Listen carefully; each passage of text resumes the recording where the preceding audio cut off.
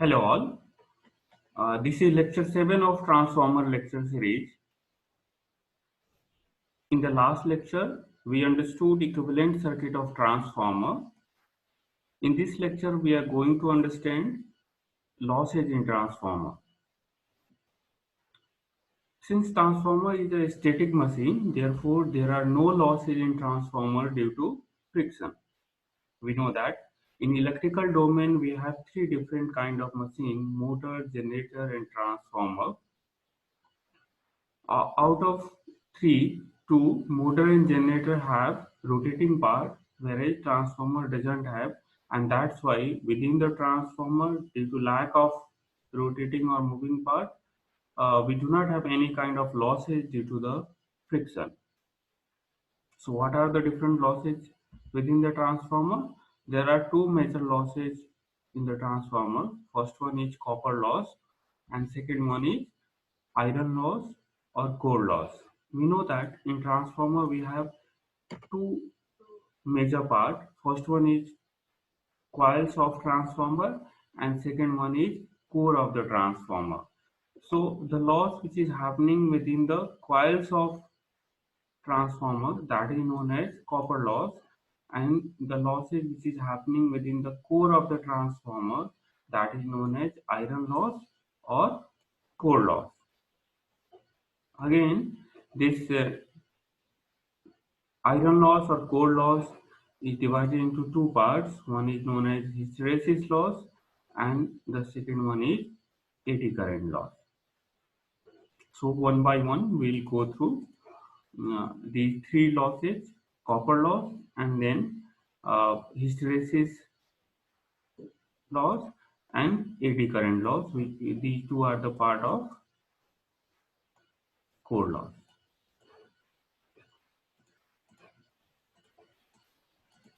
So let us start with copper loss. Copper loss is due to the resistance of the coil. We have two winding or two coils in the transformer. Let us consider the first coil or primary coil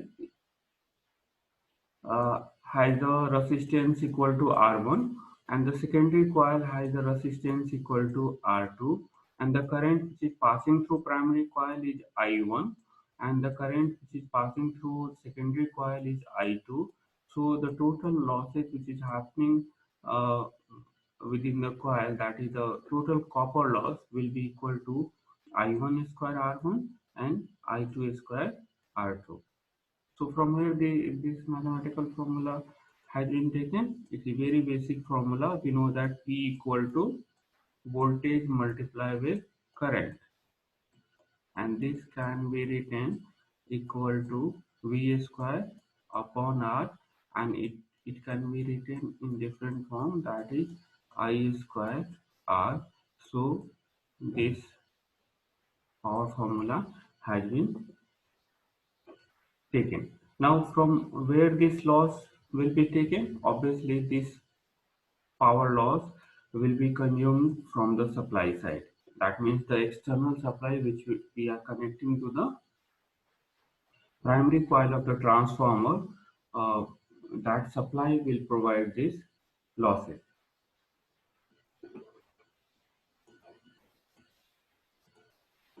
Now the second type of loss is iron or core loss, the loss which is happening within the core of transformer. Now we'll go through the first type of core loss, that is the hysteresis loss. So let us understand what is the meaning of hysteresis.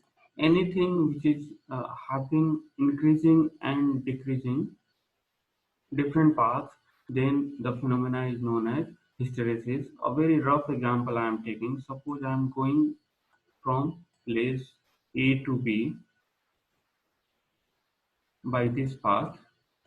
This is the point A and this is the point B, and I'm returning from B to A using this path. So it is sort of hysteresis phenomena. Okay, if I'm going from a path and I'm returning from the same path, so this is not a hysteresis phenomena. So for the transformer, And for the core, we can plot BH curve, where H is what? Magnetizing force. So magnetizing force equal to how much? It is the Ni, number of turns in the coil multiply with current.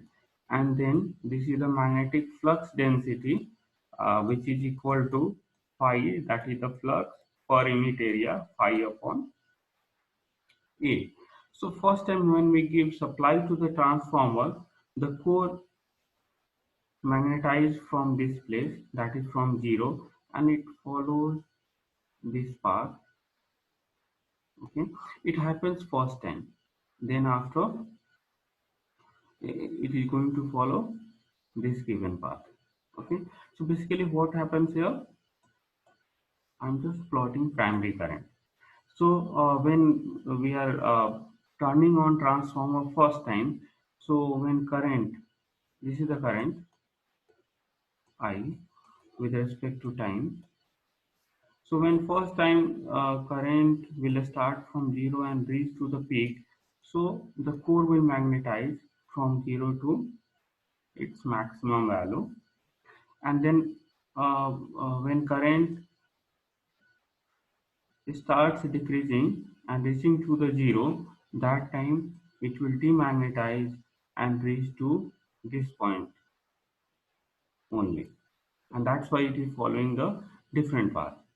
Okay, here at 0 current, magnetizing was, or flux density was, at 0 current flux density was 0, whereas in this case when this current is at again 0 position, the flux density equal to this much.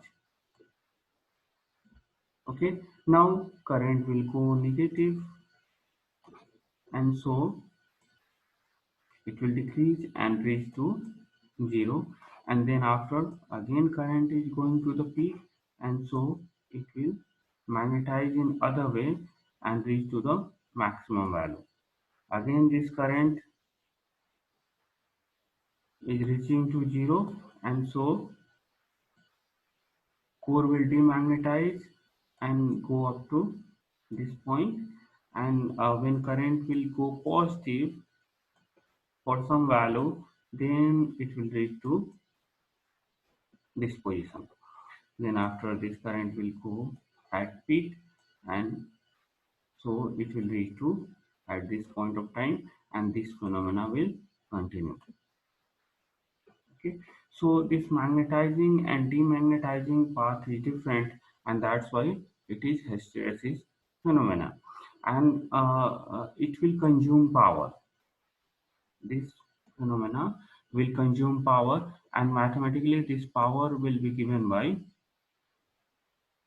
this formula, WH equal to, that means power loss which is happening in the hysteresis phenomena is equal to eta Bm to the power 1.6 FB, where eta is what? It is the hysteresis constant, Bm is the magnetic field density, F is the frequency, and this is the frequency of the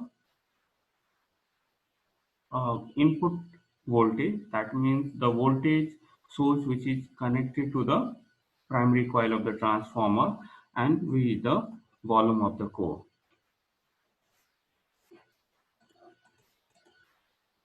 Now the second type of core loss is eddy current loss. The change in flux through the core causes EMF induction inside the core itself. And since there is EMF inside the core, and so current starts flow within the core itself, and this is known as eddy current. And again there is loss due to this eddy current, and this loss is known as eddy current loss. And mathematically it is given with this value. Eddy current loss is directly proportional to Bm square, that is flux density square, frequency square, and T square, where T is the thickness of the core. In iron core transformer, to reduce the value of this eddy current, thin sheets are used to manufacture the required size of the core, and that thin sheets are insulated. That is, insulating material is laminated over the thin sheets, and then all the sheets are combined. Since we are putting insulating material in between, and that's why the amount of this AD current will decrease.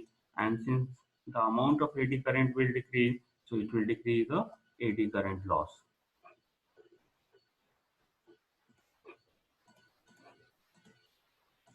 So in this lecture, we'll stop over here. In the next lecture, we are going to deal with efficiency and voltage regulation of transformer.